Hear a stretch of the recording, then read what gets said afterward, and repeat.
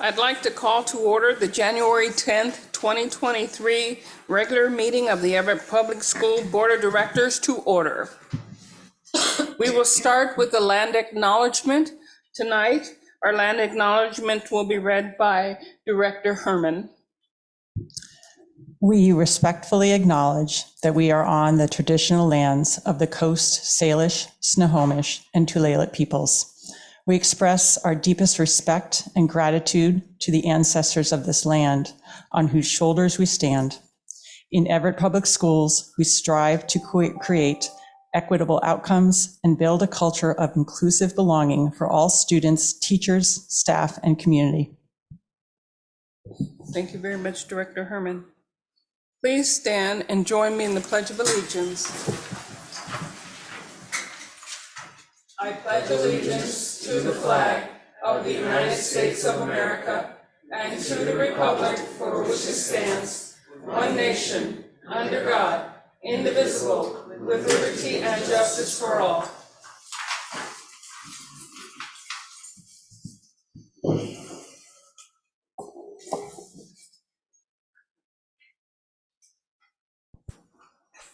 Will the secretary please call the roll? President Lassane. Present. Vice President Mitchell. Present.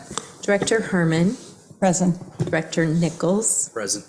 Director Mason. Present. Student Representative Colley. Student Representative Gilbertson. Present. Thank you very much. Our first item of business is the adoption of the agenda. Dr. Salzman, would you please introduce tonight's agenda? Thank you, Madam Chair, Board of Directors, and to the public this evening.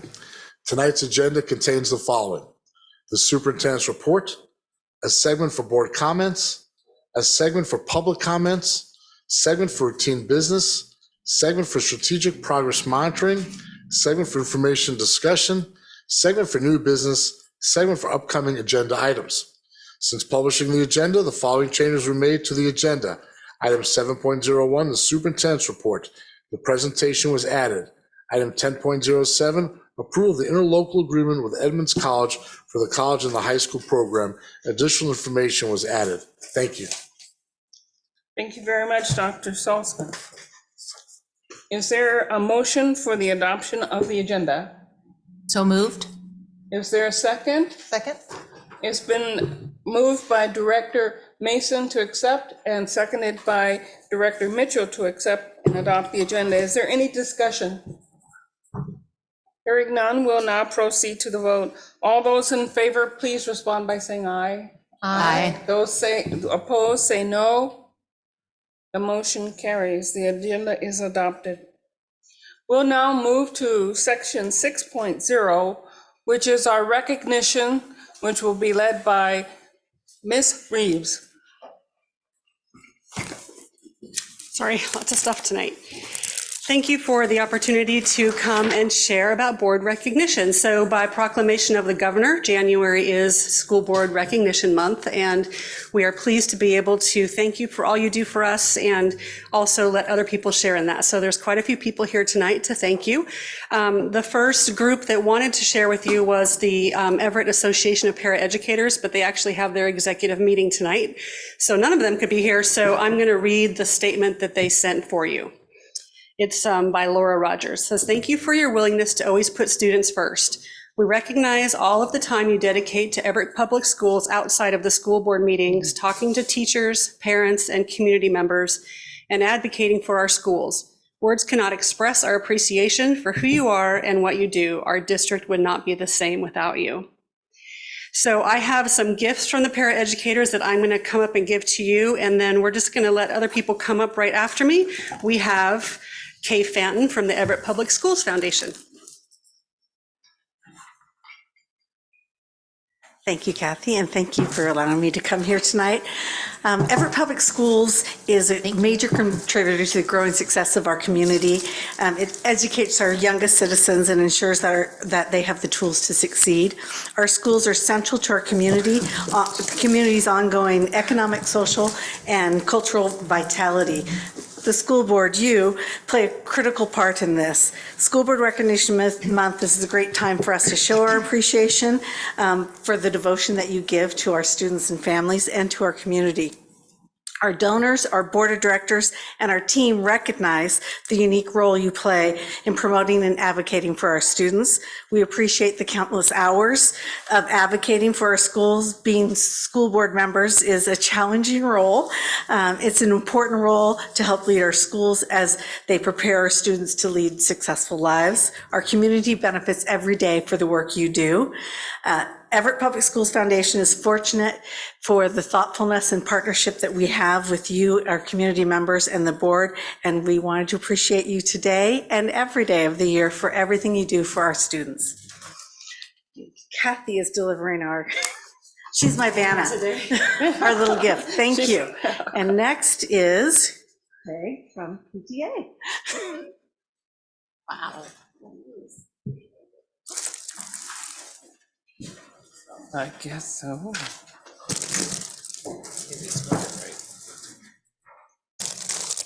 Thank you. So my name is Craig Willis. I'm the current president of Everett PTSA Council, and I'm here today on behalf of our council board of directors, as well as on behalf of our 27 local PTAs within our school district.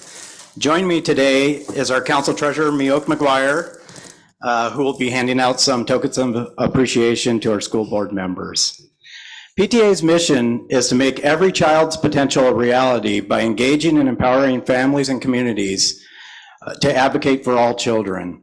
The Everett Public Schools Board of Directors shares that mission, and that's why our PTAs have such a great strategic partnership within our school district, as well as one of the strongest foundations for PTA success within our state. Although January is School Board Appreciation Month, we want to acknowledge that our school board does great work for the students and staff in our district every month and every day of every year. We are so lucky to have a school board that cares so deeply for improving student learning opportunities, staff teaching support, and student and staff social emotional growth. We are so proud to have a team that continually looks for new and innovative ways to provide educational resources and for every student to have the opportunity to succeed. Our school board also emphasizes the importance of engagement with our families and community members to create a stronger school environment. And this team strives for these achievements while also following the best practices for governance, which provides a successful model for other school boards within our region and state as well. So it's no surprise that in 2022, the Washington State School Directors Association again recognized the School Board of Everett Public Schools as a school board of distinction. Today, our council is presenting you with several tokens of appreciation. Most notably, you'll see you're each receiving note cards that show several examples of artwork created by students within our school district for the PTA Reflections program from this year. We hope this serves as a reminder to the innovativeness and creativity of our students within our school district, and that the school board's efforts to enhance the overall educational experience do make a positive and lasting difference. So in closing, it's with great pleasure to recognize each of you for promoting leadership, student and staff success, and family and community engagement and representation within our school district. Under your direction and guidance, we have a school district that leads by example and for which we're all very proud of. Thank you for all that you do. And then next up is Matt Bennett, Everett Association of School Administrators. Thank you.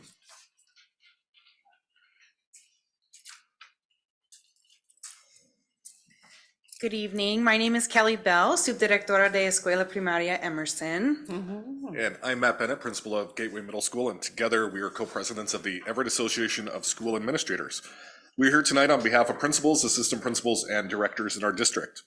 We wanted to take this opportunity to acknowledge your service to our students and community. Over the last years, you all have guided our district and our schools in making challenging but rewarding decisions to benefit our students. You all work tirelessly in unpaid service positions while having families, jobs, and other commitments. As citizens who serve children and represent their communities, it is important to focus attention on the crucial role that these elected public officials play in the education of our children.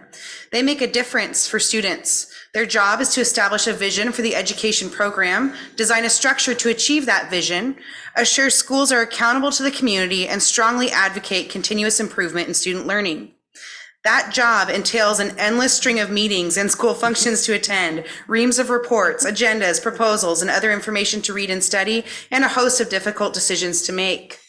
We are incredibly thankful for you all and your ability to consistently pull together as a team toward a common goal, helping our students to achieve. Your love of learning and concern and caring for students, staff, and the community are so very evident in the work that you do, and for this, we are very thankful. As a token of EASA's gratitude, we are making a donation to the Everett Public Schools Foundation on behalf of the school board. Thank you again for all that you do for our community and students. Next up is Sakut Al-Mansuri with the Everett Association of Educational Office Personnel.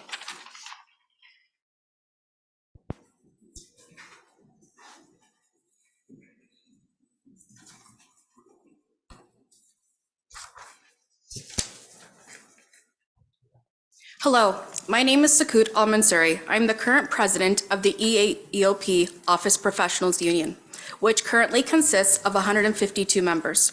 As the school board, you are vital to the school district's operations in schools, maintenance, athletics, transportation, and this building, CRC. You selected our superintendent, who has been visual and present in our buildings and throughout our Everett Public Schools community. Throughout the pandemic, we all witnessed how creative everyone was in finding ways to engage students, coworkers, staff, families, communities, and most importantly, each other. I'm honored to share with you this short video, bringing our members here with us, because we know what you bring to our district, and we value you.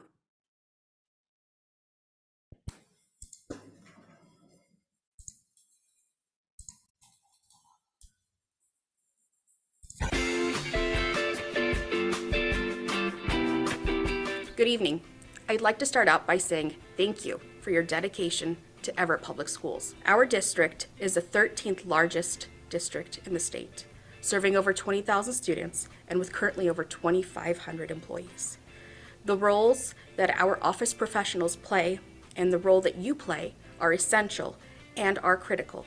You have set the vision for the district. You review, revise, and adopt policies, oversee our district budget. You continue to monitor our district progress towards the goals that you've set. You volunteer in our schools, listen to family feedback, and help select the superintendent that works along your side. The roles that you fulfill and the job duties you have are endless for our community, and the accomplishments are great. Our district is where it is today because of you. Our executive board was thinking of how we wanted to capture our members' voices to show their appreciation today. So, due to timing, we've created this short video that captures our members' voices to show their appreciation. Thanks, you guys, for working so hard to make sure that our students have a great education. I appreciate you. Hi, Everett Public Schools Board of Directors. I just want to say a very big thank you for all that you do for our students and our staff and our community. You are very appreciated.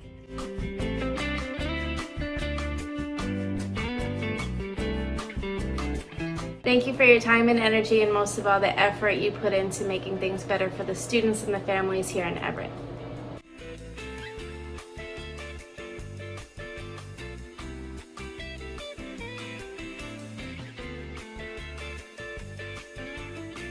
Hi, board members. I just sincerely wanted to thank you all.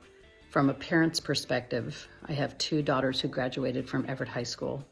And also from an employee's perspective, you guys do so much behind the scenes to make sure that everything is going as it should for our employees, for our students, and also as a community member. You guys are simply the best, and I feel fortunate to have raised my daughters in this district and to have been working with such amazing people for over 20 years. Thank you so much, and know that you are recognized. Have a great day. Hi, my name is Jennifer Larson, and I am the office assistant at Jackson High School, and I also had the honor to be the office manager for summer school at the middle school. And I just wanted to take the chance to thank each and every one of you for the hard work that you do at our school each and every day. I know it takes a lot of dedication and hard work, and sometimes we don't take the chance to just thank each and every one of you for everything that you do. I have 5 children, and I live on Camino Island, and I choose to drive into work every day into Everett because of just how much I believe in the Everett School District and how much you care about our students. And I just really want to thank you so much for everything that you do.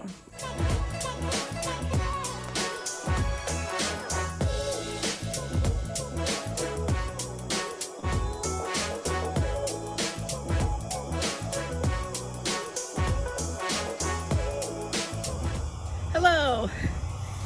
I just want to say thank you to all the school board members for all you do. I appreciate you. Thank you so much.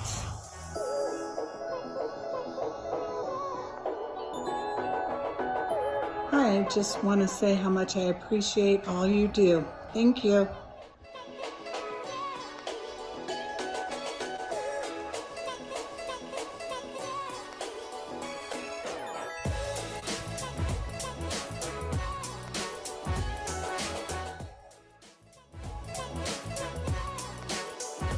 Thank you for all you do supporting Everett Public Schools. Happy New Year! Thank you for everything that you do. We are lucky to have passionate, talented, dedicated individuals in your roles. Thank you for being at the service for our students, staff, and most importantly, our community at large. You are appreciated.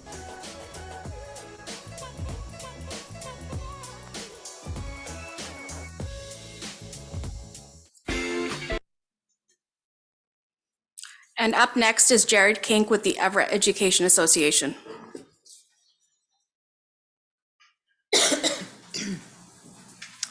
Hello, school board. I'm Jared Kink. I proudly represent about 1,400 certificated staff members in the district. We want to, it's really hard to follow everything that has been said, including a video. I think maybe next year might be an interpretive dance or something by me. We'll find how that goes. But you do amazing work, and everything that they've said and more. The service that you give to the community. It's elected, non-paid position, and those people like you should be held the highest in our society that serve others, just because you love and are passionate about the work.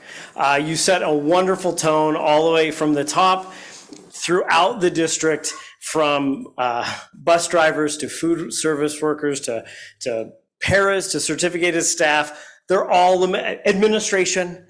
We have some of the best in the state, and it starts with you, and we want to thank you for that work. In a lot of the union work that we do, and including in my family, food speaks a lot in the work that we do, particularly gratitude and appreciation in the work that we do. So I always like to bring food. I think last year I maybe brought you bundt cakes, and I told you last year to eat that yourselves. To go into a closet. It was a tough year. Eat that by yourself, emotionally eat it. But this year I want you to take it there. We've been through a lot. It's been a tough couple years, and sometimes we forget the things to celebrate. And we should be celebrating the amazing work, the amazing accomplishments of our students, the amazing work that our staff does, and the amazing work that you do. Everett is so much, the future is so much brighter because of your leadership, and very much appreciate that. So thank you so much. There's a variety, trade, whatever you want to do, but make sure you eat it and don't hand it off to some administrator or something or somebody else. I know the superintendent will be eyeing a couple of those. So make sure that you take that and know that we very much appreciate all the work that you do. Thank you. Thank you all. Thank you all. Appreciate this.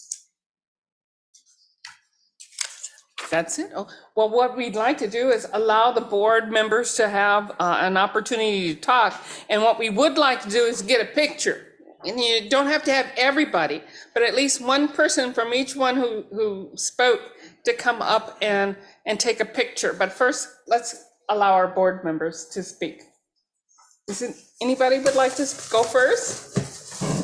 We don't have to go in They're order. fighting I over wanna it jump now. in. Okay, gotcha. You're always so articulate. No, Jump now in. you set the stage, right? No, but I will jump in first, I guess, because I've been on the other side of that, thanking the school board, and it was sincere appreciation at the time. But I'll tell you right now, folks, this is wonderful, and it fills my cup. And I was thinking about it though, that as much as this is just.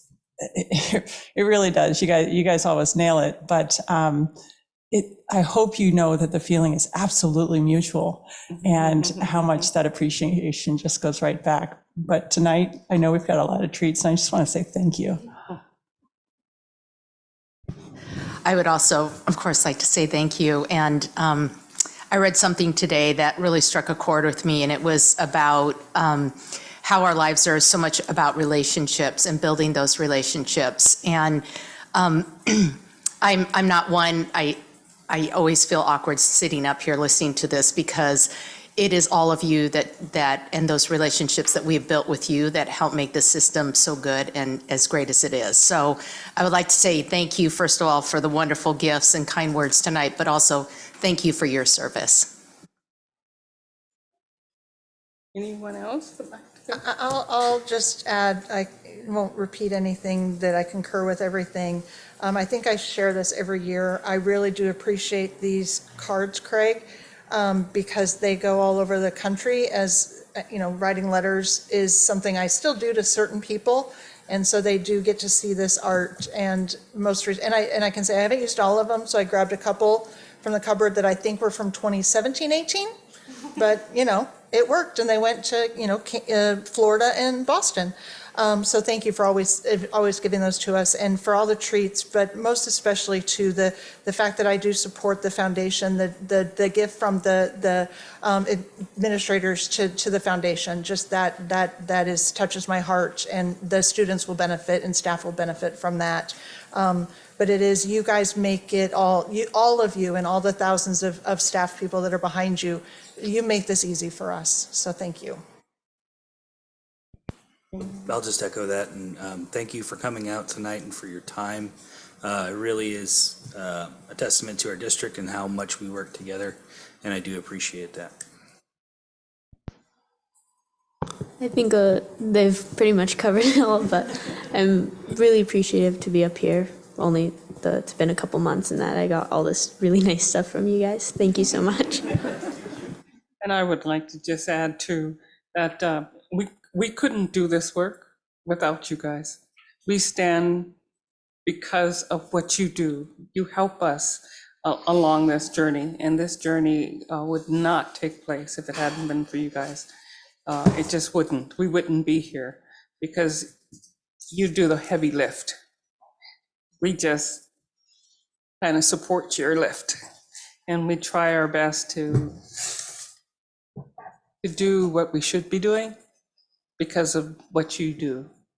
You're our greatest resource, so I appreciate what you do. Thank you so much for coming up and being here tonight. We'd like to get a big picture because I know somebody's going to tweet this out.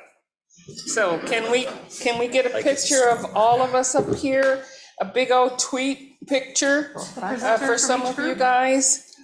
Craig. We can stand up here if you, whatever need, we'd like to get a tweet picture out. Y'all can come up in front of the dais. Get this You guys out. go to the front, go to the front. Go right to the front.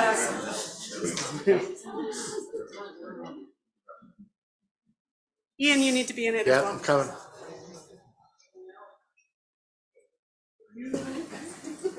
We're gonna have to do 2 rows, so go tall to short. Tall to less tall. Okay, people wearing black will be over here.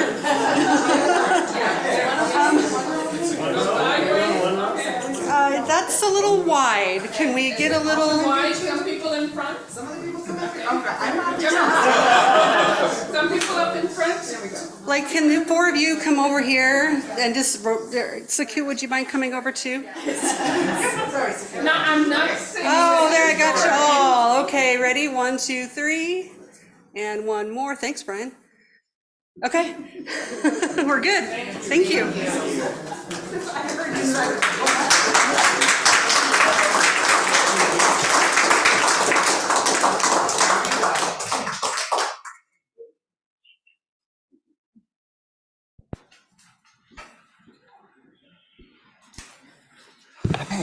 So this will be probably the first thing that goes in my house. It'll be gone before, if I take it home, I know my husband, he loves pie, so gotta watch that.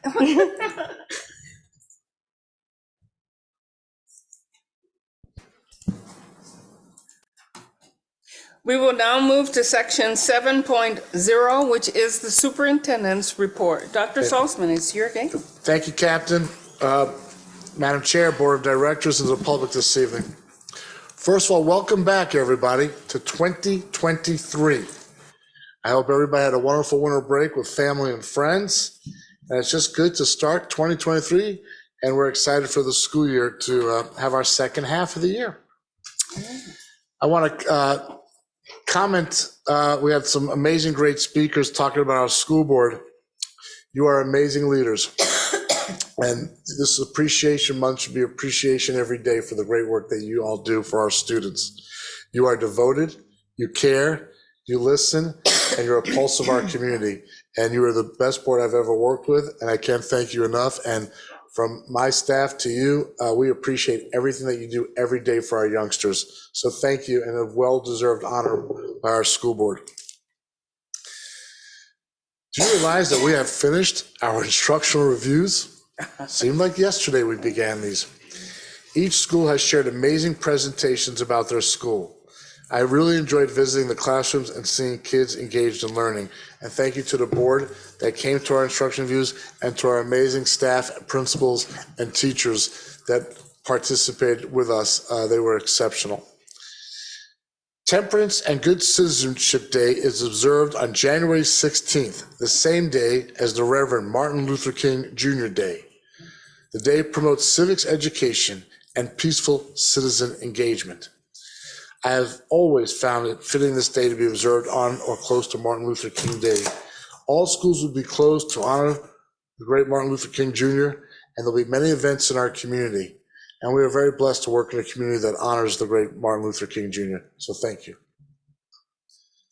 That is my report for this evening, and thank you again. Thank you. We shall now move to section 8.0, which is board comments. And I know we've already spoke here, but there may be some other comments that our board members would like to provide. Board members? I don't have any. Just Happy New Year, everyone. Yes, go ahead, Director Herman. Just to report out, and there'll be more coming later, of course, the legislative session started this week. Yes. And just to give you an update, right now, WASDA has about close to 40 bills that they're tracking.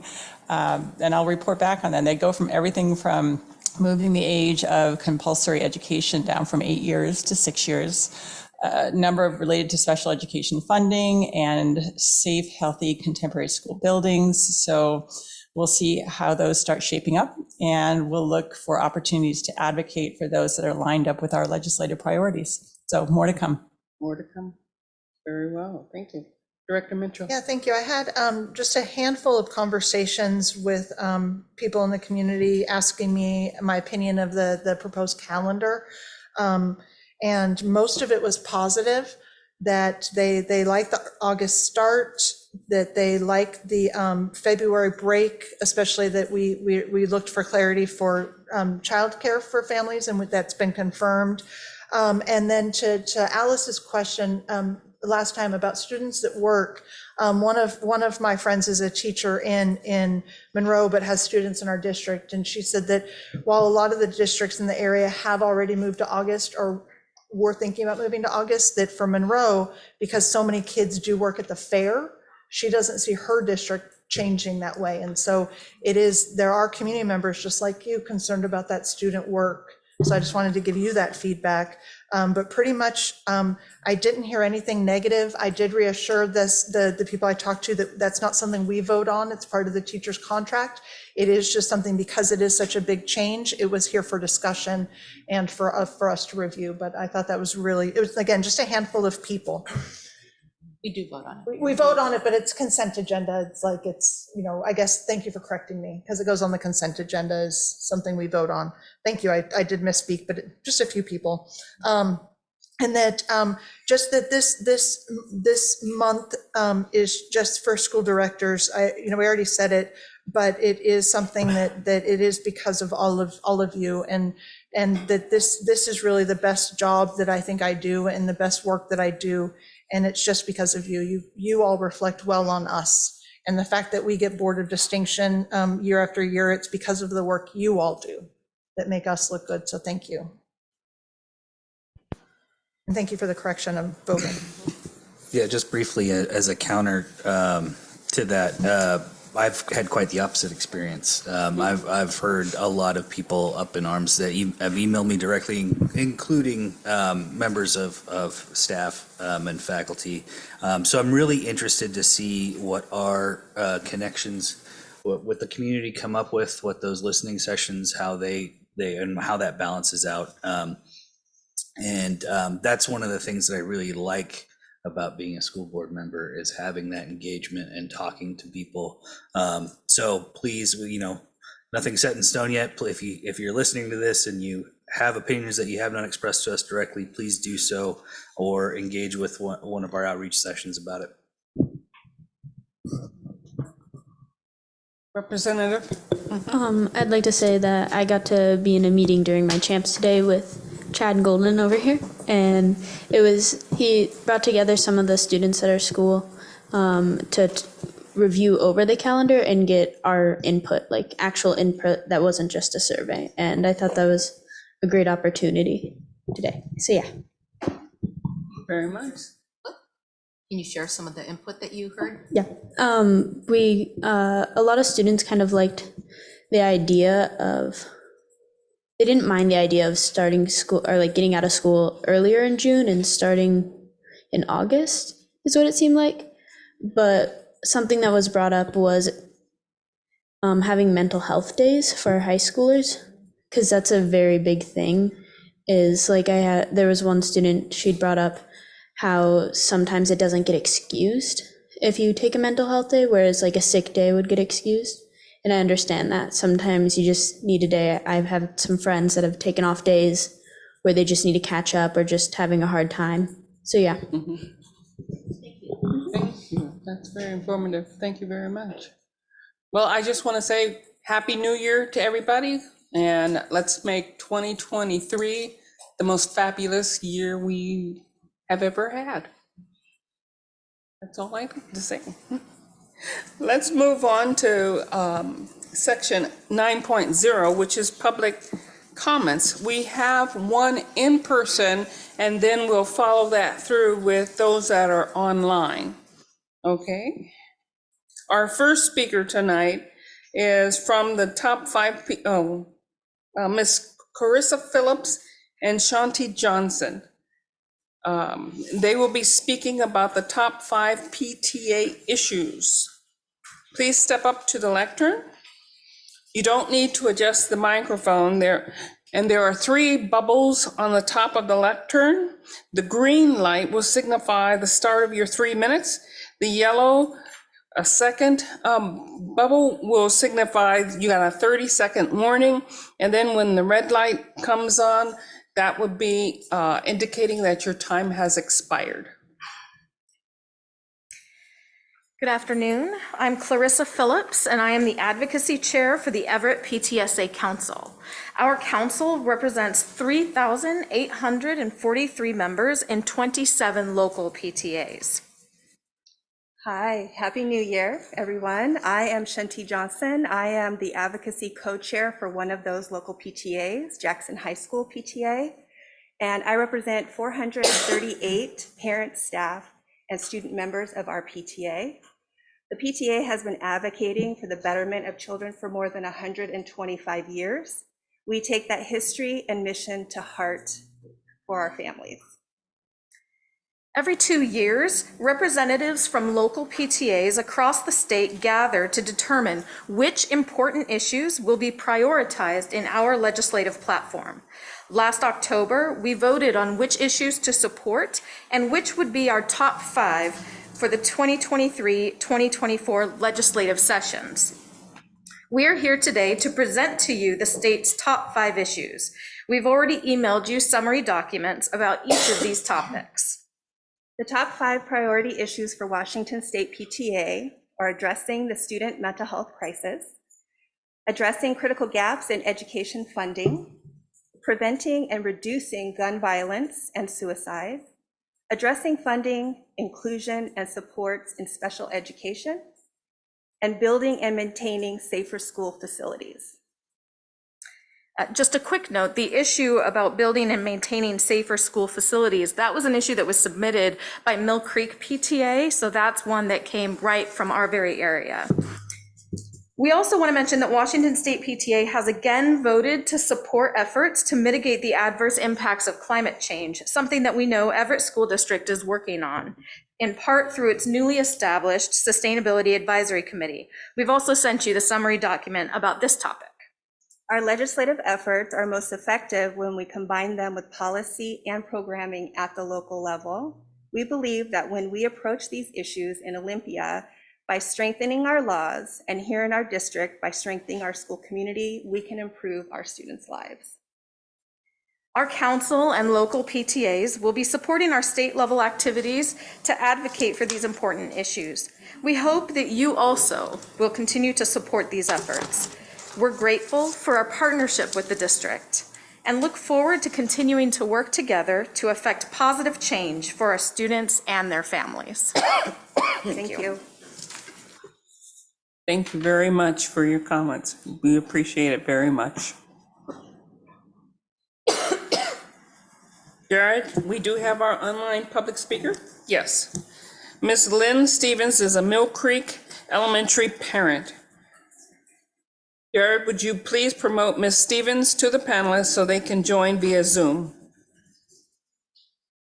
Our guest speaker will need to accept the panelist list request to join the meeting. Once you join the meeting, you will have 3 minutes to speak to the board. At the end of your 3 minutes, you will return to the attendee status to view the rest of the meeting. I would like to ask that you keep your camera on so that we can see you on our screen. The technology is set to hide non-video participant, so it makes it hard to see who's talking when the camera is off. Thank you so very much. Hopefully you guys can hear me. Thank you for the opportunity to speak with you today, and thank you for your service to the community. My daughter is an elementary school student, as you were saying, at Mill Creek Elementary. And what I've noticed is that she just doesn't have enough time to eat her lunch, knowing my child. So they get 20 minutes, which I think is maybe 5 minutes less than the prior year when they maybe had a transition time period. And I guess just for adults, we typically get 30 minutes, and I believe teachers get 40 minutes. I know it's balancing, behavioral stuff and that time frame, but it just seems like if there was a way to find 5 minutes in the day, it would be helpful. I just think that my daughter's told me she's hungry, and she does try to eat during her plan, do, reflect time, but it's asking a lot of a kindergartner to not play with their friends and sit and eat. So just asking the board to consider if there's any way to be able to extend that time for young children. Thank you very much, Ms. Stevens. We appreciate your comments. And I understand you have already talked with your principal at your school, yes? Thank you very much for your comments tonight. Okay, we shall move on to the next item, which is section 10.0, and that's our consent agenda. Dr. Salzman, would you provide an introduction to our consent agenda? Yes, thank you, Madam Chair, Board of Directors, and to the public. The board's consent agenda includes repetitive business items such as meeting minutes, personnel actions, expense vouchers, surplus lists, gifts, grants, and recurring contracts. Sometimes it includes items that occur less frequently but are of a routine business nature. These items are usually reviewed by the board in the Friday report, 1 or more weeks before the board meeting. This gives directors time to ask staff questions or to consider a discussion about the policy implications of those items. The board votes on the consent agenda in a single motion. By its definition, a consent agenda is not debatable. In the case of this consent agenda, the superintendent's office received and answered one question regarding the Edmonds College interlocal agreement. The consent agenda is presented as published for board approval. Thank you very much, Dr. Salzman. A motion to adopt the consent agenda is now in order. Seconded. It's been moved by Director Nichols and seconded by Director Hermans to approve the consent agenda. Does any director wish to remove an item from the consent agenda, place it into new business of this agenda to be discussed? Hearing no requests, we'll proceed to the vote. All those in favor, please respond by saying aye. Aye. Aye. Those opposed say no. Hearing none, the motion carries. The consent agenda is approved. We'll now move to the next item on our agenda, which is strategic progress monitoring. And Dr. Meisner is already at the lectern, and we will allow him that opportunity. Thank you.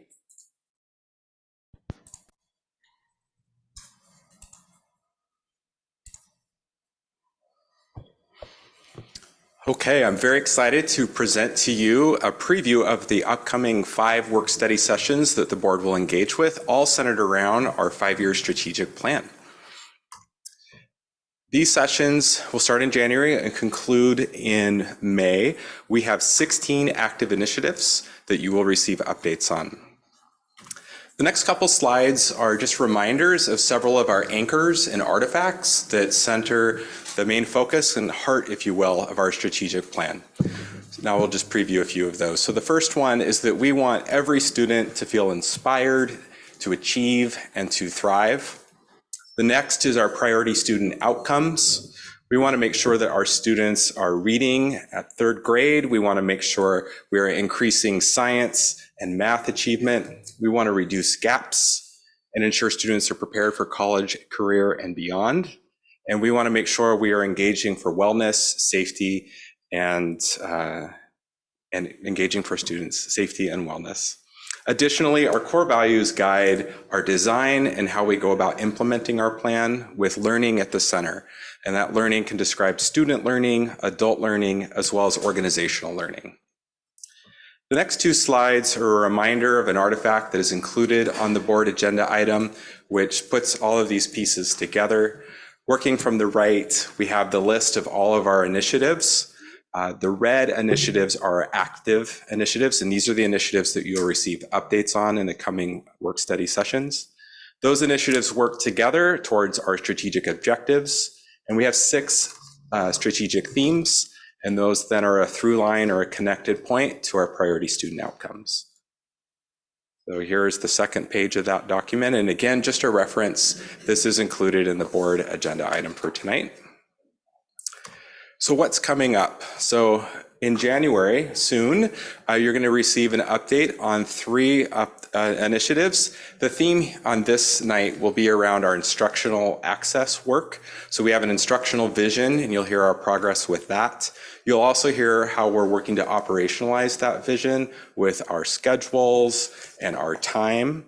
And then you'll also hear how we are working to increase flexible learning opportunities to make sure that all students have access to that vision. So that's the big theme for upcoming here in just a couple weeks. In February, We have 2 human capital updates coming on those initiatives. So those are the first 2 that you see, making sure that we are paying a lot of attention to our staff and their recruitment and their retention with a lens and focus on diversification. And part of that, our biggest recruitment plan is retention of current staff. So we're also deeply invested in their wellness and sense of belonging. So you'll hear updates about our ongoing work to do that. And then the third is an update on our instructional technology initiative to ensure that all students have access across the district to what we believe is necessary instructional tools. In March, the theme here is around systems. So something that we call multi-tiered systems of support. You might hear the acronym MTSS often. So the first 2 are around social emotional learning and positive behavior intervention supports. And then the third is around our academic system supports to make sure that we are planful and proactive to meet students' strengths and needs wherever they are on the road towards proficiency.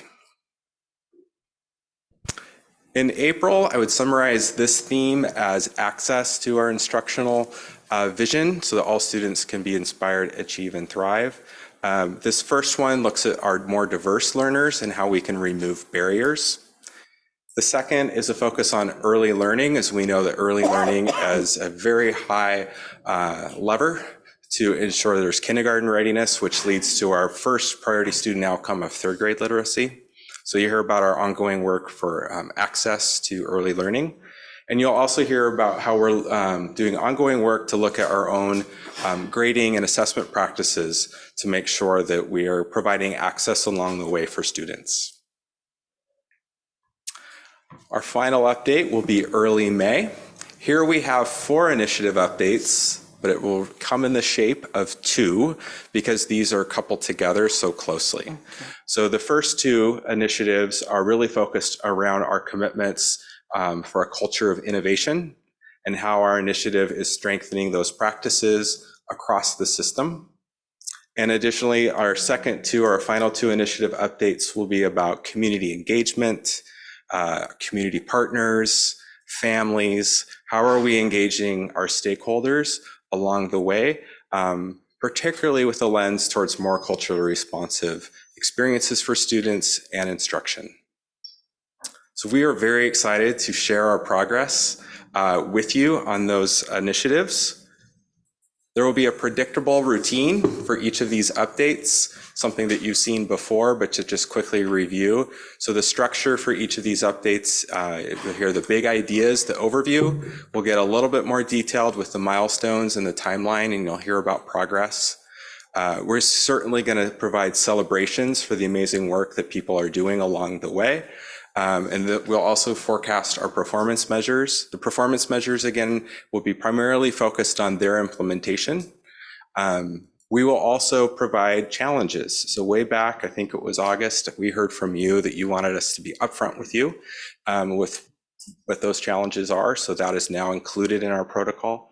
And then we'll go into next steps with questions and discussion. We have 30 minutes allocated for each initiative, and they're designed to be interactive.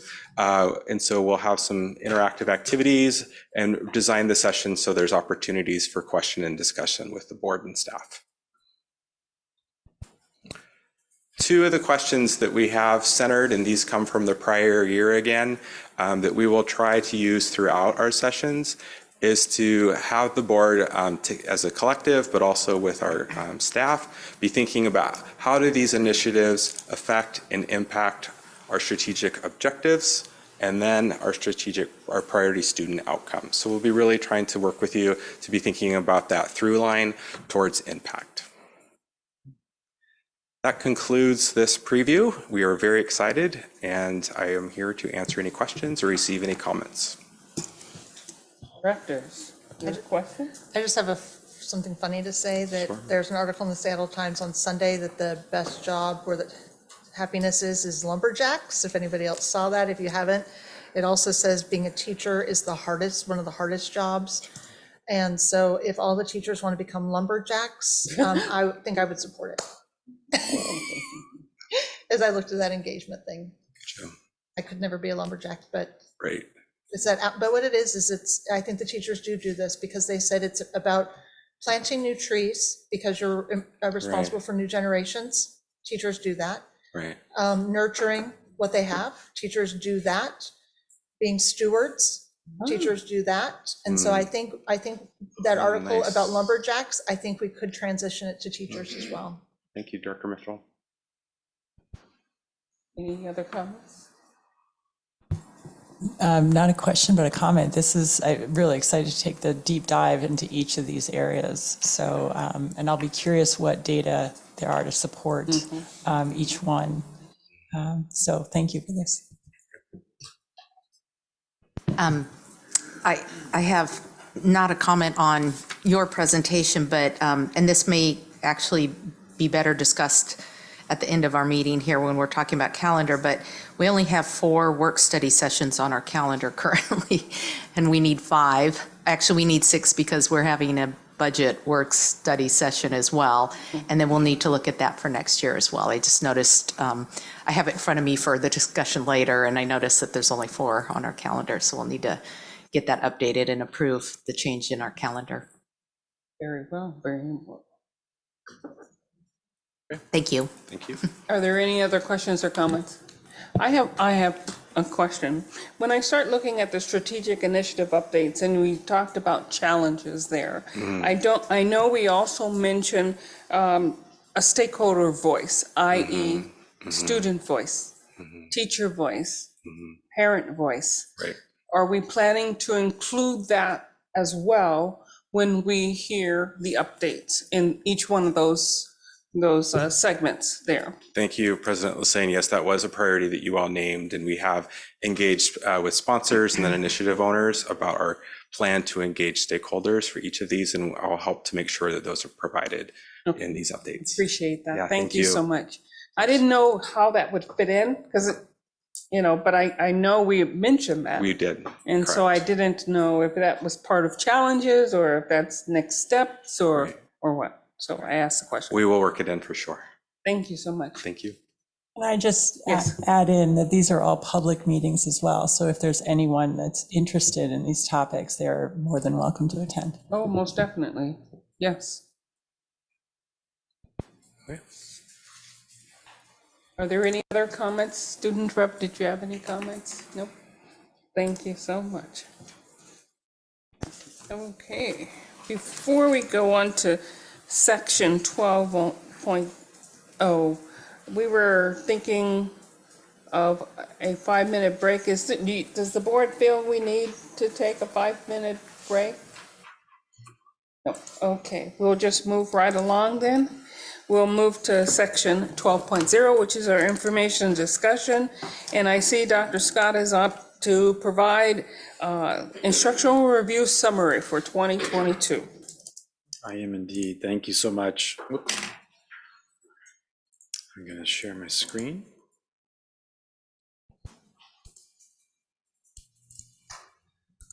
It's 2023. You'd think I'd remember how to do this quickly. That was last year, a long time ago. Did they change the rules on us here?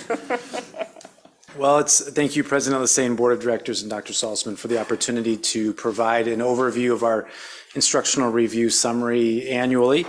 Tonight, we're going to begin with a brief summary of the IR process since you're familiar, and thank you again for your participation this year. We've always enjoyed traveling the classrooms together with you and gleaning your perspective, so thank you again.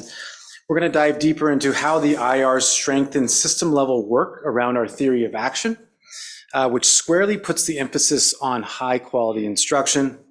We're going to take a closer look at the highlights from the IR that align to this theory of action tonight, and then we'll have the fantastic opportunity to hear from 3 principals in showcasing some innovative practices that they illustrated at their IRs that also have scalable implications across our system.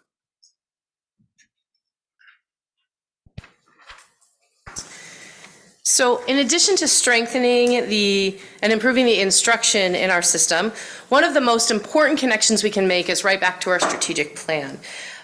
Specifically how those strategic initiatives are drivers for our student priority outcomes that you see here on the screen.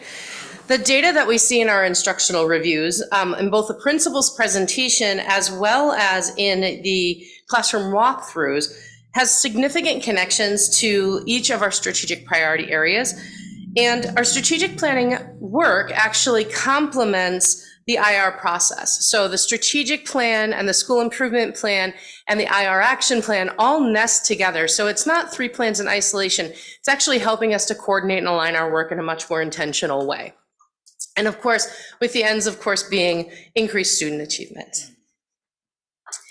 So to recap briefly the purpose of our foundations of the instructional review, at its roots, the IR is really a process to better understand both teaching and learning. The process is the ultimate end at improving learning at scale, but it's a collaborative process. So it includes the observation of the instruction in the classrooms and a collective dialogue of what's really happening in those classrooms. This is our window into our systems and strategies for achievement, including the relationship and roles between students and teachers, as well as leaders in the presence of standards-based content. So collectively, we visited over 500 classrooms in 28 schools. And this allowed our leaders to both collaborate and build the capacity of our teachers and our leaders together. The process has really become part of our culture here of rigor and support. And we believe in leading for instructional improvement and student learning is our highest calling and responsibility. And the IR process really allows authentic two-way conversations to partner both district and building to help school instructional practice and the practitioners to accomplish their tasks. And at the center of the IR process is really about equity. When we talk about when we go into classrooms and we have these collective dialogues, we're really ensuring that each child has access to meaningful, rigorous, standards-based instruction, and that we are finding ways to support our leaders and our teachers in the schools so that it's really seeking out what they need from their support, and it's really schoolhouse up and not district down. So just as to review the components of our school instructional reviews, we begin with a data presentation, which is a specific focus on real-time diagnostic data, as well as a deeper dive into some of the social emotional perspectives from students, staff, and parents.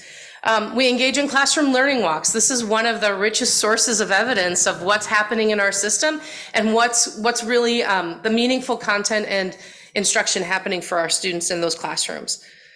We then do a debrief of those celebrations, and we like to call those our glows. And those are the actions or evidence that we want to see highlighted and replicated.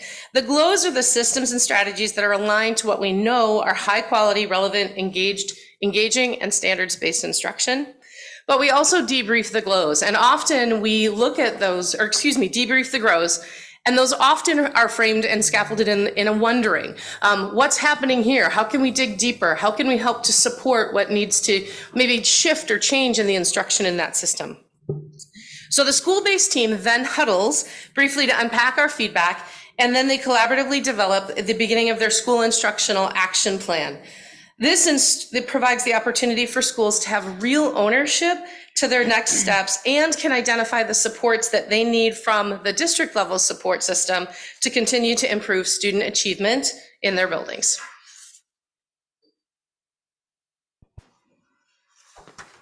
So our theory of action here is a set of commitments really that are widely articulated in our leadership development across multiple meeting sets. They're centered on the commitment to consistent implementation of high quality instruction, progress monitoring to what students know and are able to do against grade level standards, and importantly, our staff and our leaders' response to those data with additional tailored time and support for students across our system.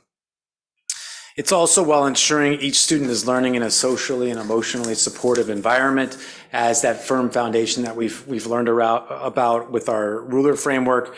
We firmly believe that if those things are in place, we will continue to see gains in student achievement. And so it was encouraging to us when we kind of got on the balcony and took inventory across 28 IRs, the alignment to those key school improvement investments, those big rocks, illustrated at IRs at every level this year. So tonight we're going to unpack each of those areas now in reviewing what we learned during the IR season and where we need to continue those investments in supporting student learning across the system.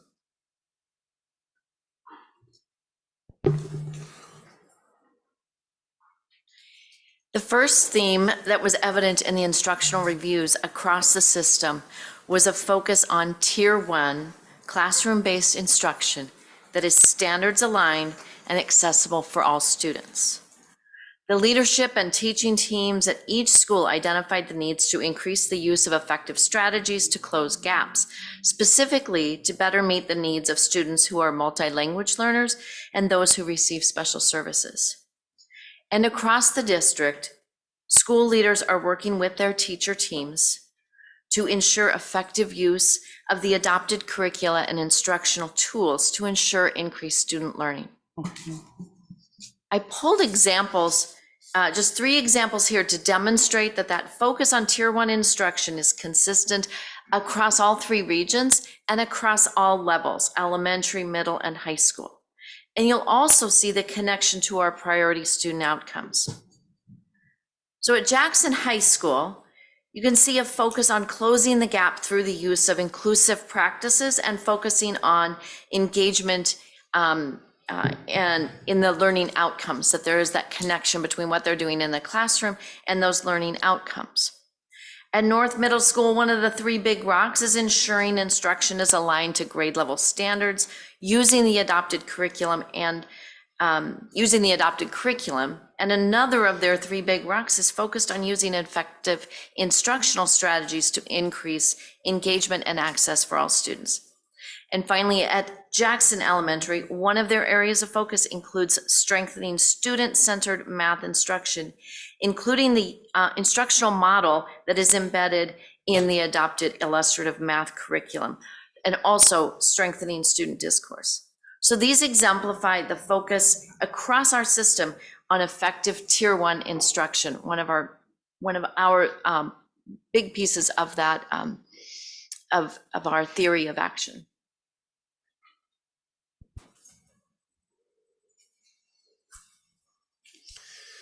The key to continuous improvement of teaching and learning is to be both intentional and consistent in the professional practices that support gains in student learning. Our schools shared in their instructional reviews how they've embraced the cyclical nature of continuous improvement to collect, analyze, plan, and respond using timely and relevant student data to make instructional decisions.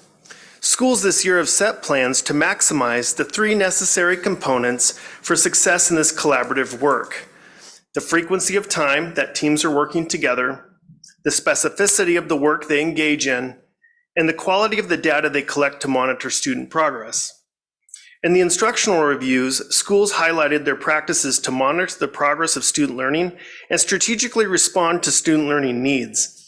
Evident in the instructional review presentations was the proliferation of digital tools that conserve team time and align student data sets for analysis, and the use of collaborative processes to collect and analyze student data on a consistent basis.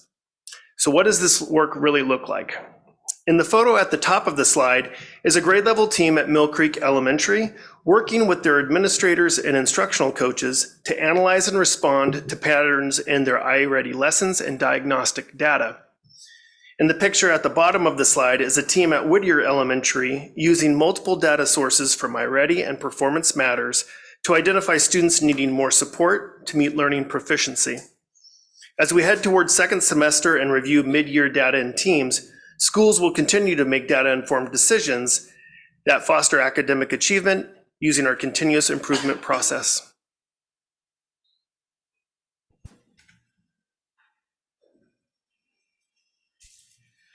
The final theme across all of our instructional reviews that we're going to highlight is centered around social emotional supports and innovative practices. So across the instructional reviews, we saw evidence of initial implementation of the ruler approach, primarily focused with the adults, but quickly moving to students. We also received a lot of thoughtful analysis of social emotionally focused data, primarily from our Panorama survey, which collects students' own perception, describing basically how they experience school. And some of the key data points that were most often highlighted were students' sense of belonging and their efficacy, meaning I think I can, and if I try, I will, as well as their self-management, problem-solving perception. And these are things that the schools took to heart, and we got to hear how they are leveraging strengths while also meeting different needs with different systems and routines. All the instructional reviews included classrooms where we got to visit and see instruction, and we had a lot of focus on how our instruction is engaging students, not only in grade level content, but just in interesting ways, looking at student talk and discourse as really effective in engaging instructional strategies.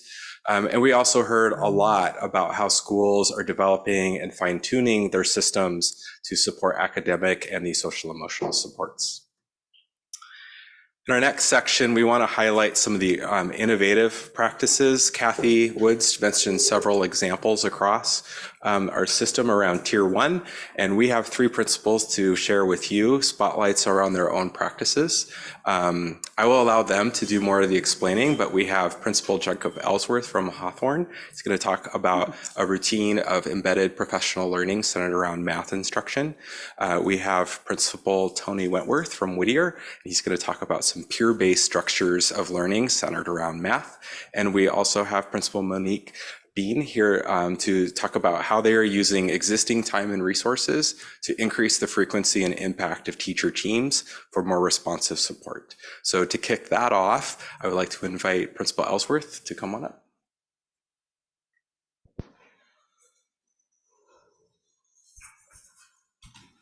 Thank you. I'm Jacob Ellsworth. I'm the honored principal of Hawthorne Elementary School. I greatly appreciate the opportunity to be part of the Hawthorne community. What I'd like to talk to you a little bit today is what we're doing with data dives. Every Friday, either our intermediate or primary teams of teachers get together while specialists are working with students. And our teachers go through a data protocol to ensure that we're progress monitoring and using those tools to best support all students. The coaches, the instructional coaches of our school, make sure that the teachers are prepared by knowing what subject matter they're going to be covering, which data and assessments they're going to be bringing to the table. During the actual meeting, they inquire about what is happening Tier 1 in the classrooms, and then which students need additional support.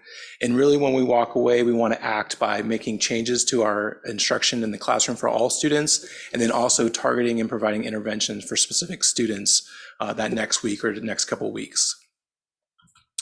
The second thing that we're doing this year was actually something that we started last year. Facilitators from the district office came and did observations of evidence of learning labs or study sessions with a group of our teachers. And we really saw the power of having teachers being able to watch each other teach and improve Tier 1 instruction through those observations. We decided to take it upon ourselves, and our coaches have actually been organizing our own observations of evidence of learning. And so we've conducted 6 of those this year. The teachers get together in the morning. First thing, they co-plan a lesson on the spot for one of the classrooms. They co-teach. Everyone takes a part in that. I've taught a few lessons myself here and there. We take those learnings, they take notes during that time. We come back and we debrief.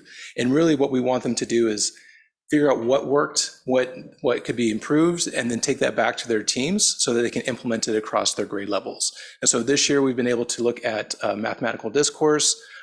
We've also looked at using GLAD strategies in our English language arts programming, and we're starting to do more OELs with writing as well. Thank you very much.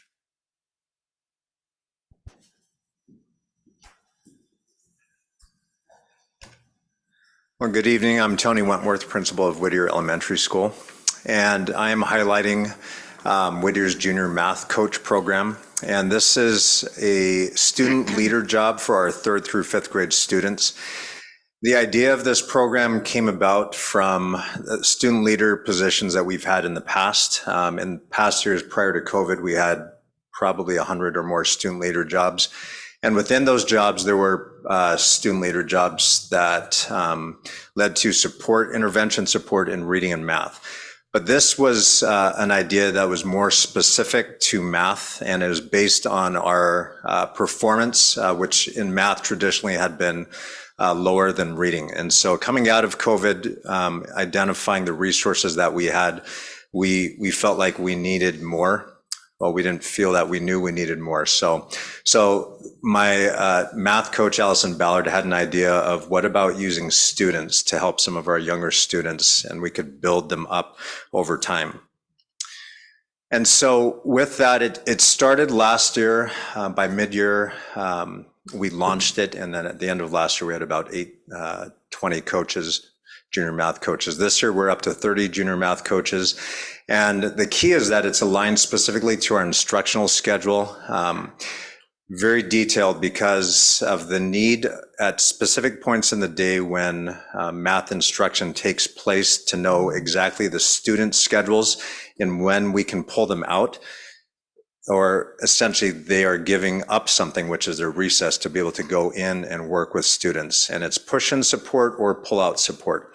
Another key factor is that our math coach actually is teaching our students how to teach through the curriculum that we use, illustrative math. So if you look in the top picture here, and these are two new coaches, the two girls on the left, they're actually third graders. So now we're dipping down even to lower grade levels. It's traditionally been fourth and fifth grade, but these are two third grade students working with a kindergarten student. And so in this specific situation, this young student is learning his numbers. So he can identify numbers in a variety of different ways, 1 through 5, but beyond 5, that's the struggle of figuring out why is it and how will he identify and figure out how to see a number independently, 6 through 10 or beyond. So that's the specific work that we're doing. And so Allison Ballard, she's our coach. She has specific plans that she gives to each of our junior math coaches.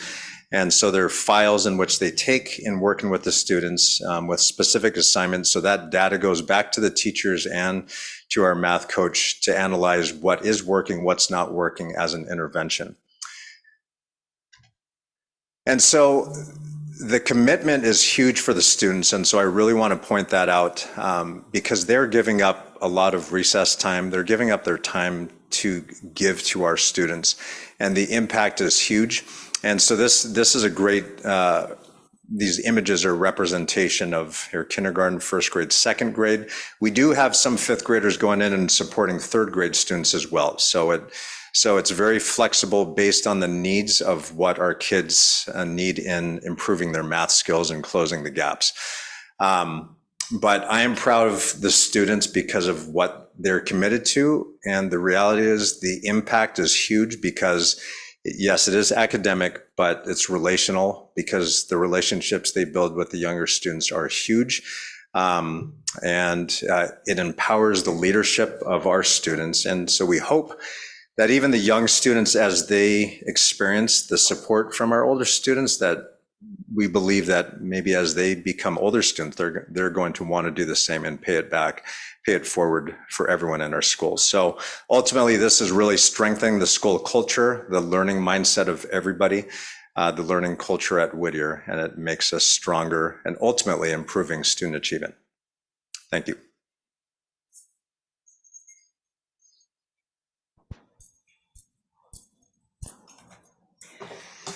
Hello, I'm Monique Bean, the principal at Forest View, and thank you so much for allowing me to be here this evening, and Happy New Year to you as well.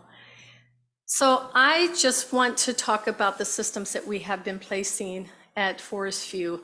We have really made it a priority to really look at our students and to impact every student that's within our school. Our goal is to meet with our teachers every other week in a PLC, which we call powered teams, just to put a little spin on a change on the word so that we could feel revived in this process.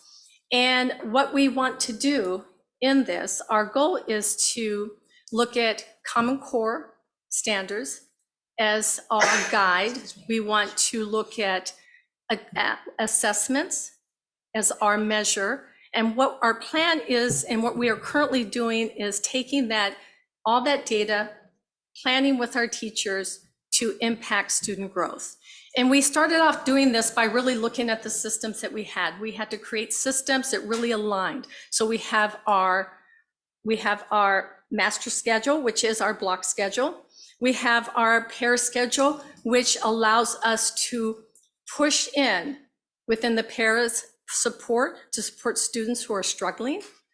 And then we looked at our specialist schedule, and we looked to see where could we build in time where we would be able to pull teachers together in these groups with coaches and admins to talk about the kids, to analyze data, to look at interventions and those pieces that they're doing. And once we had all those, we created a way to do that. So our teachers tell us the assessments that they're going to bring to us.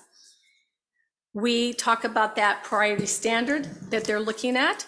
We look at those students that are one grade level or so below, those that need that extra support, those bubble kids or those kids that are in the yellow.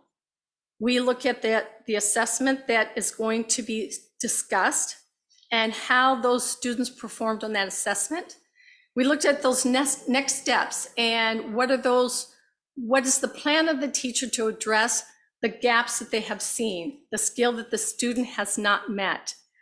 And then what we do is when we come back 2 weeks later, we take a look at, okay, tell us post-intervention, what worked, what didn't work, how did those students perform, and then we go to the next assessment.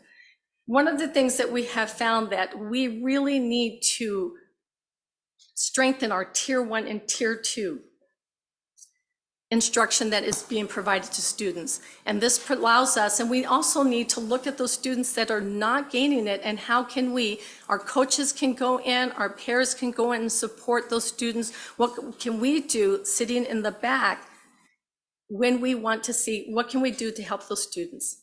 And so as a school, we do this consistently as long as there's no winter break. We go and we meet. We met and we started meeting again last week with our highly capable. We have that program that also meets, even though there's one teacher every grade level, it's important for them to have alignment across.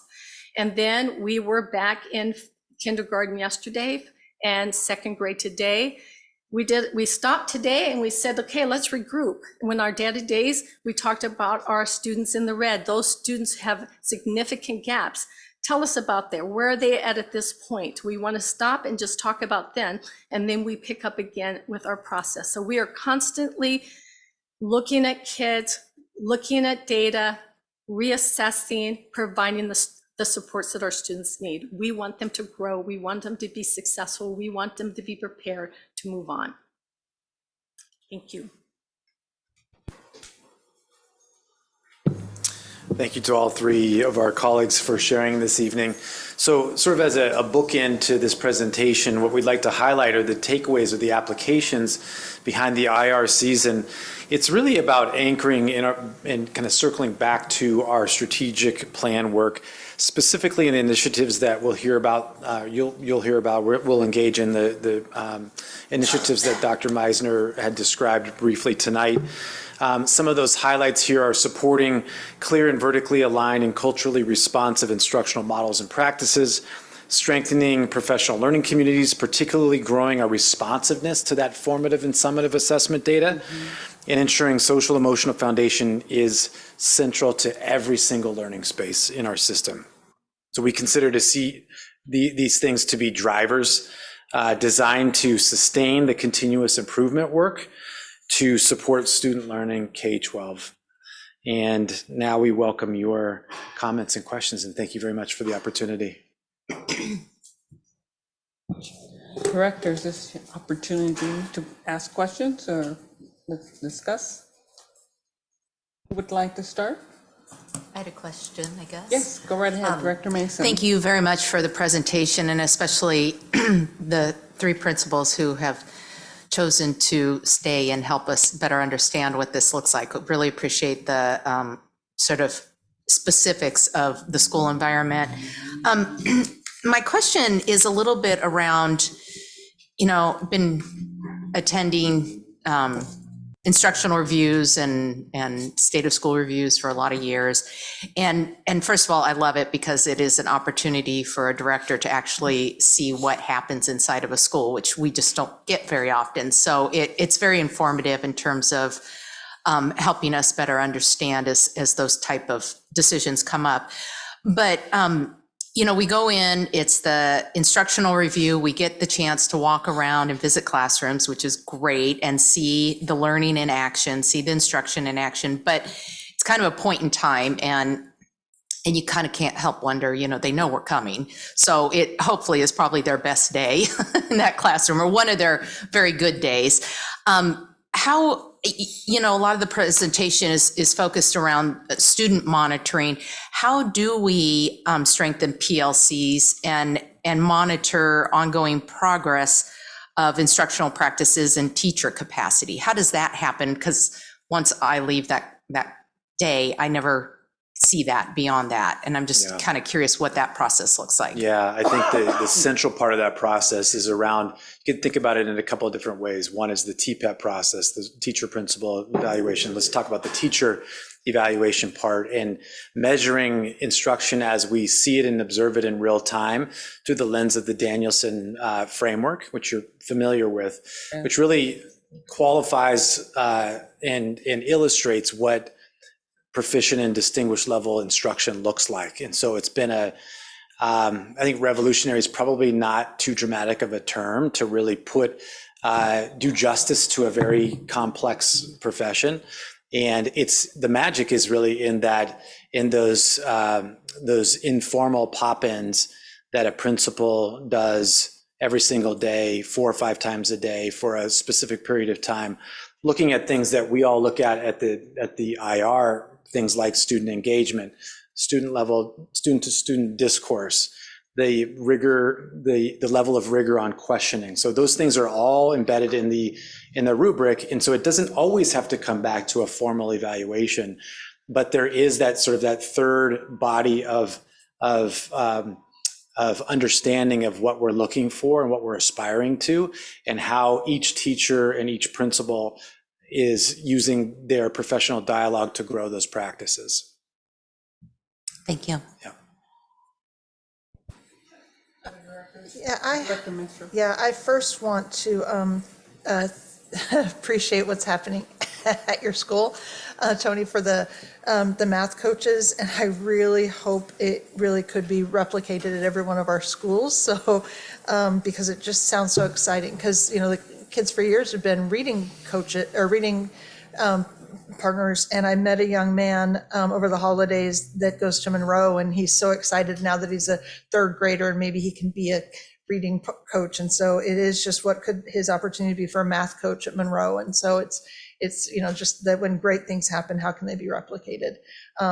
And hearing the principals today did really help me understand one of my biggest questions with the themes. That going to several of the IRs, I felt like I was hearing the same thing, which to me, and I mean this with the utmost respect, things that we should be doing, that we should be looking at multilanguage learners, we should be looking at students receiving special services, we should be adhering to the curriculum and the standards. And so it is when I hear those are big rocks, it's, yes, getting, 6 Sigma, you're never going to get to perfect.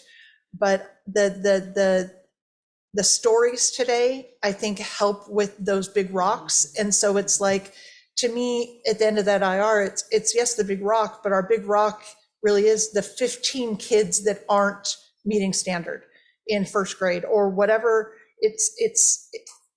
These words are words that we should be doing versus the work that is being done. And so it's just sort of, I just wonder if that big rock could be rethought of as the actual, what's the finesse behind the students at this school that aren't learning English? What is the finesse behind these students at this school that are struggling with math?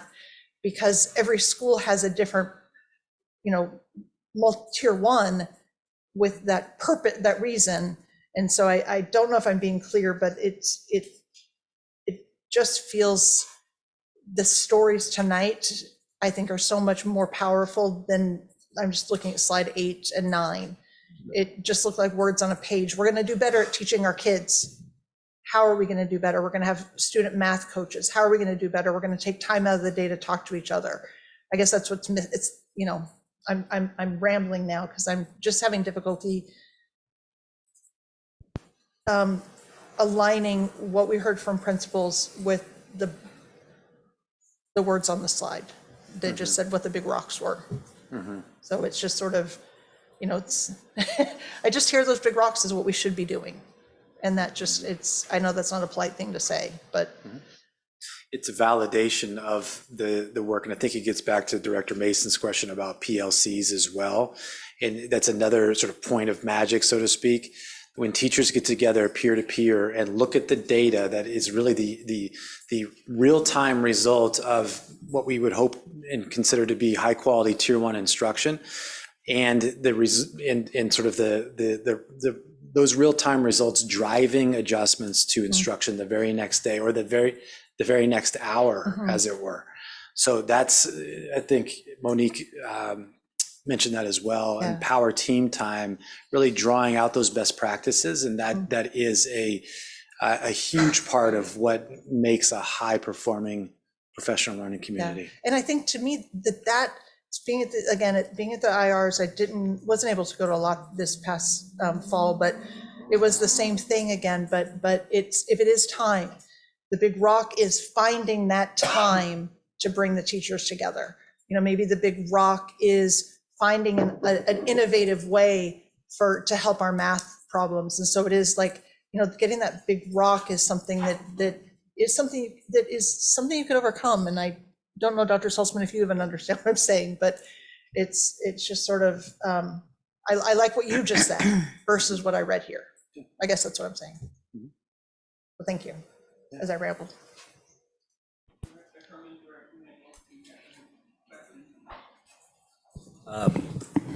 So I didn't get to go to many, I don't know if any this year, unfortunately. My question always with these things is, outside of being a good way for the district and district staff to go into schools and kind of look and see how things are getting a temperature of the room, are these instructional reviews really moving the needle at all for these schools that we're doing the instructional reviews on? Is it adding anything? Because I can see the potential that multiple perspectives of all of these different administrators coming in could be helpful, but I'm not seeing data from these instructional reviews. They may not be designed to provide any, but I'm not seeing anything that's showing me that these are helping us, you know, improve student outcomes. So I'm really just kind of curious of what effect, if any, is this having as a whole on student learning? Yeah, I think the most powerful place that we're seeing that, Director Nichols, is in the development or the sort of the co-construction of the IR action plan, which wasn't highlighted to an extent in this presentation. When that plan is developed by the principal and the teacher leadership core and the instructional leadership core, and that's a plan that connects with a school's 90-day plan, that makes connections with their school improvement plan, that's where we actually see the needle moved, because there's certain benchmark measurements within each of those plans that pay attention in shorter intervals to how well students are doing. So instead of saying we're going to take a dipstick approach every 90 days, there are 2-4 week cycles of improvement where teams of teachers are coming back to say, did the needle move? And if not, where do we need to double down? What approaches do we need to modify? What resources do we need to invoke from our team or our principal? That's really where we're seeing that. And I think that is really the power of, if we all left after that great experience and gave praise as praise is due to the school for taking risks and inspirational instruction, and we just left and moved to the next one, I think that would be limiting. But I think the power is in the plan and the working of the plan at each school site. And that's great. There was a genuine curiosity there. And I assume we do this, but I would just push back and suggest that periodically, you're checking in with your stakeholders, with your principals and your building leaders, and making sure that the instructional reviews, the way they're structured currently, are providing that value to them. And if it's not, how can we work together to make it more valuable for them? Because that's really what it's for at the end of the day, right? Thank you for that. Director Herman? Yeah, I'll just add in similar, making sure that these are absolutely worthwhile, that they're walking away, because I know I enjoyed them very much as a director. But and I think what you were saying, Director Nichols, the implementation afterwards is really where the difference can be made. And then remind me again, at the end of the year, is there sort of looking at those big rocks, a final assessment, I guess, not that it would come to us, but sort of a last look at, because the instructional reviews are all done in the fall, sort of to kickstart that in a way, right? They are. So then by the end of the year, is it, okay, these are the results? Yeah, in fact, and we didn't include it on this, I don't think it was included in this presentation, but you've probably seen it, that the nested circles where those plans are vertically connected. So that assessment toward the spring, and it's the Smarter Balance assessment results, it's end of unit assessment growth, particularly for students who comprise the largest gap in learning and for whom we are focusing additional resources and time and talent to mitigate those gaps. That's what schools look at. So they circle back to their school improvement plans and they make the revisions there. They say these strategies worked. We're not going to throw the baby out with the bathwater. We're going to continue that work. You'll notice at probably attending multi-year IRs where some of the same big rocks are launched from. So we're not starting at square one. We're sort of peeling off a different or more nuanced layer of what the school was working on and taking it to that next level. So it is a qualitative and quantitative approach, but they're certainly looking at the extent to which they met those school improvement goals, those 90-day plan, which is the shorter interval goals. They're looking at that. Well, my goodness, my questions that I wrote down on my piece of paper were pretty much what each one of these directors said. And I do want to start by saying thank you very much to the principals that came out with Hawthorne, Principal Ellsworth. I'm amazed because I first thought you were all planning to get anybody with the last name Worth up here. You went with then Tony Wentworth, and I says, okay, who's the next Worth? But I was very pleased with that. I thought it was a ploy, but whatever. But I do want to say you guys did an awesome job at your schools, power teams. Monique, that is definitely the right word, because the teams that you have are powerful teams and they can affect change throughout. So they are power teams. And I do want to say, Tony, what you've done with your coaches, I agree, replicate it. It's working. It motivates the students to, that are helping for them to learn, as well as how do they explain it to someone else. That's an awesome job. And Jake, your learning labs and, going back over the OEL, that's fantastic. I really appreciate that. My first question was, we have the student action plan developed after the IR. How do we know the outcome of that action plan? And it doesn't have to be 90 days. And I know you said at the Smarter Balance, we see what the results are, hopefully. But is there any way that we can get feedback? Wait a minute, we developed our action plan after the IR. We found out these are what we were going to do. What's the result? And it mirrors what was asked over here. What did we learn? Did we learn that maybe what we changed or what we implemented did not work? We have to do something else. Did we learn that it was successful? And how can then we can replicate that throughout the district or through other schools or within that same school? So is there a way in which the school with their action plan can say, wait a minute, it was perfect, it was wonderful, it was useful, we got the results we expected, so we're going to continue that strategy? Or no, that strategy did not work. It was not as, we didn't get the results we expected, so we're going to then modify. So how do we find out, not we, the board, but as a district, as a school, find out if that action plan was successful or not? Yeah, I appreciate the question. And I would go back to add one more piece to the idea of informal observation relative to what those look-fors were coming out of the IR action plan. So here's an example. It's an example at multiple levels.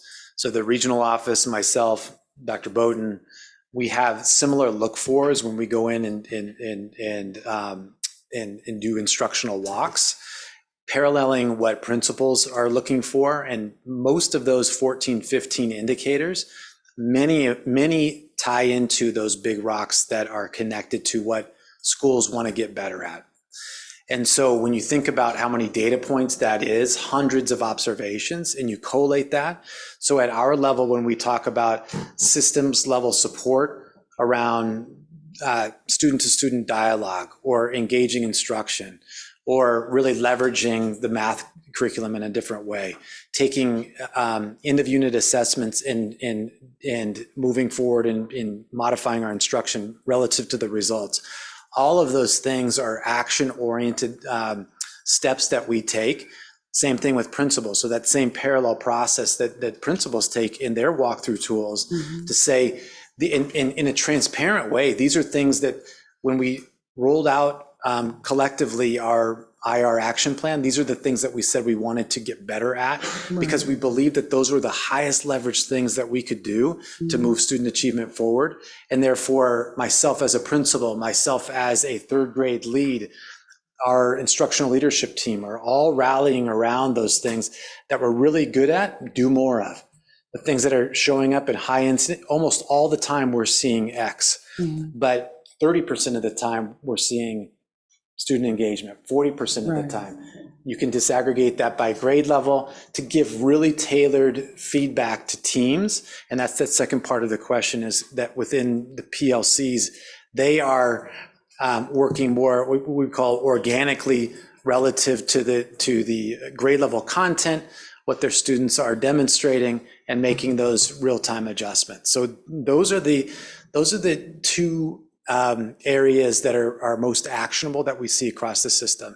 They both have leadership implications and instructional implications. One thing that I liked when, having had the opportunity to attend several IRs and saucers, one thing that, at the same schools, mind you, one thing that I was able to do at the saucers was go back at the school and say, well, last year you said you were going to do this. What did you find was successful, and what did you find was not successful? And so that's the reason why I asked the question as far as outcome. And they said, wow, President Lassane, you remembered. That's what they said. Yes. Thank you very much. What a great presentation. I really enjoyed it. Thank you so much. Okay, my computer went off. Sorry about that. Can I make one last comment while you're looking Yes. there? I have, being early January, it's New Year's resolution time, and I've had a lot of really interesting conversations with friends and family about whether they set New Year's resolutions or not, and why. And I've heard a couple principals, to Director Nichols' question about, are these valuable? And I can't help but think that just taking the time to pause and think about what your system is doing well and where it could use some improvement, like all of us and our New Year's resolutions, is a helpful thing. And you might not be 100% successful at your New Year's resolutions, but the planning and the thought into it, I think, is really important. It gives you a better gauge of sort of who you want to be, where you want to go, what you want to do differently. And I think that this IRs are a lot like that, as I was kind of reflecting. So regardless of very specific outcomes, I don't think that it ever hurts to really dive into the planning and the alignment and looking for areas of improvement. So true. Any other questions, comments, discussions? Student rep, did you have any other questions that you would like to ask? Okay, great. Okay, we shall now move to section 13.0, which is unfinished business. There is no unfinished business scheduled to come before this meeting.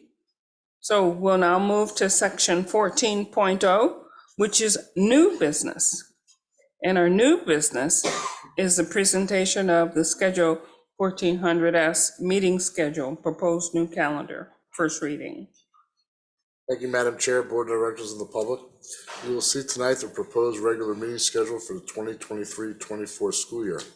The structure of this draft follows the pattern of meetings on the second and fourth Tuesdays of the month. There are some months that we only have one meeting, which is the case either the second or fourth Tuesday was chosen. You will notice that we have added some work study sessions on this draft, and those will be assigned to year 3 of our strategic plan initiative reviews. Your input's much appreciated.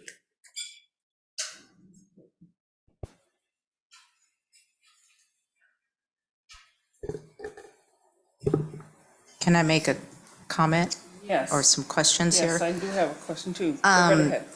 So in this current school year, we're doing our work study sessions for the strategic initiatives, 1 a month, January through May.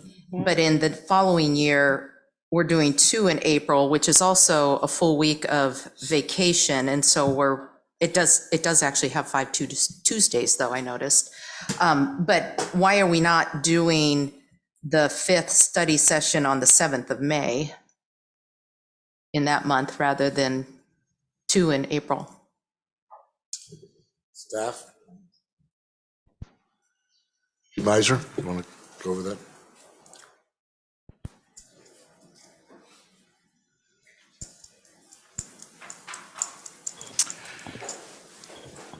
I think we're open to feedback from the board on the schedule. I think right now we're in this place of, are we going to do 5 work study sessions as we are currently planned for, or return to, I think, the more normal, which is 4? So we're holding out opportunity. One of the things that as we continue with the strategic plan is we increase our understanding and move more towards implementation, we increase coherence. So that might move us towards lesser meeting times, and that may be the opportunity in April. I wonder too, that opportunity for the 30th of April, because starting in May, yes, the 7th is pretty early in May, but all those other events that happen, all the awards that happen, all the celebrations that start happening, May and June do become really busy for us. Sure. So, I think the 30th or the 7th for me would be negligible. Again, with that full week off in April, not all of us do anything, but it is just sort of I think it's a reasonable question to ask and to look at as we get further in. So we scheduled 1 per month for January, February, March, and April. So is your question about April 30th, the second regular meeting for April? It's on the next calendar. I'm looking at not this year, but the 2023-24 schedule. Right. So there's 2 work study sessions in April. The 16th Question was, and the 30th. why on the 30th of April and not on the 7th of May? Is there a holiday or something that may be impacted? Is that? I would prefer, given that we have a full week off of spring break, to move it to early May, unless someone has an objection to that. I think that, I see what they did. Because April tends to only have 1 regular meeting because of spring break. Right. Right.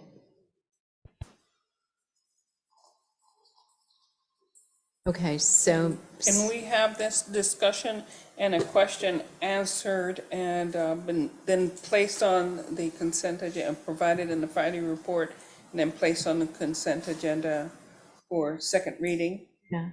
So what is going in the consent agenda?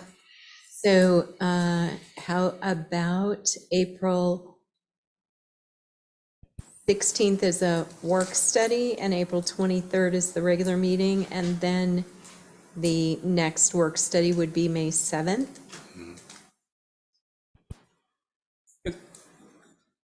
My question is, can we reevaluate the dates, place it in the Friday report, get comments back from directors? I think- And then place it in the consent agenda for second reading following that, Yeah. for the next meeting? So you're asking that we not discuss it and make changes tonight? Yes. Or would you prefer to make changes tonight? I think it would have to come up in unfinished business if we don't finish it tonight. Right, I think you're correct. I would prefer just to have the discussion now, and if, throw out a suggestion, and if people are opposed or are in agreement, just voice your opinion. Especially because we're ahead of time for the meeting tonight, so. Okay. I'm sure everyone Okay. wouldn't mind going home a few minutes early. So what is your thoughts? Your thoughts are, let's have, because we have spring break in April, the early part in April, can we forego one of the meetings, i.e. the 16th meeting or the 30th meeting, and place that into May the 7th? My as a work proposal is just to study? move the April 30th to May 7th. It's not a big deal. It was just putting one study session every month, but Okay, like we have this It year. would just be the following week. I'm okay with that. And then my other question, or we would, We had planned on another work study this year, 22, 23 year. correct. So And it is not listed. yeah, we're missing 2 this year, which is our board, or our budget Right. work study, and then a 5th strategic plan work study, which we need to correct. And then in 23, 24, we need to add a budget work study. Typically, the budget work studies don't go on the regular meeting schedule because those are special meetings. Okay, So they're on the annual agenda plan, okay, thank you. and they're on there for this year. Okay. Okay, So right, As a special meeting. okay. So, And so because we didn't know we were going to have 5 work study sessions when we adopted the regular meeting schedule last year, okay, I put 4 on there, which was what we had done the year before. And then we added the 5th one because of the extra initiatives. So that is on the annual meeting plan as a special meeting. I think I'm getting confused, because this isn't a work study session, just a special meeting that Yes. we've added. Yes. So now, we never used to list them, and now we're listing them, but then we're not doing the budget, but we are doing the strategic monitoring. So I'm kind of confused why. It's a little, so the reason was if we took the work study sessions off of the annual agenda plan, off of the regular meeting schedule, then it's just going to look like you're meeting once a month. And we wanted to be clear that you're meeting twice a month, but the first meeting was a regular meeting, the second meeting was the work study session. So I made sure that we put at least those on there. Okay, And then when we needed to add the 5th study session, we put that in as a special meeting on your annual agenda plan. Okay. If it's clear, we can revise the schedule if you want, but it's not required because it can fall under a special meeting. It cannot fall under, It can. it can, okay. So the regular meetings are the most important thing for us to approve. It's just kind of all about how you publish it. Right. This Okay, serves thank you. as a concrete plan for the Okay. year. And then you can add special meetings as you want. As we throughout the need. year. Mhm. As we need. Special meetings are as we need. We need it by law to have at least one regular meeting a month. So we can go ahead and make that April 30th work study session May 7th as a work study session. You need a motion and a second? No, we just need a consent general consent for second reading. because this is a proposed plan. Second reading would allow for us to then review it once more as it's changed to the 7th. Understood. I just want to make sure that you don't need a motion to amend this document. No.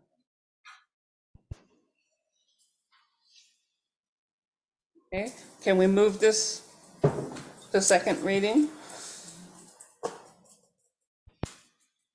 Okay. With the changes that reflected in this? Yes, moving to May Yes, instead of 2 in April. right. Noted. Thank you. Okay. Dr. Salzman? Thank you. At the January 24th special meeting, the board will participate in the Strategic Progress Monitoring Session 1. Regular meeting on February 7th, 2023. The board agenda will contain the following: Strategic Plan Matrix Report, Board Annual Regular Meeting Schedule, second reading, Student Representative Selection Committee Board Representative, December Financial Report. February 9th, 2023, special meeting, the board will participate in a budget development workshop. Thank you. Thank you very much, Dr. Salzman. Okay, we'll now move to section 16.0, which is our executive closed session. An executive session is not planned for this meeting. So moving on to the last item, which is 17.0, and everybody's biting at the bit that I'll say it. So I'll go ahead and say it. This meeting is now adjourned.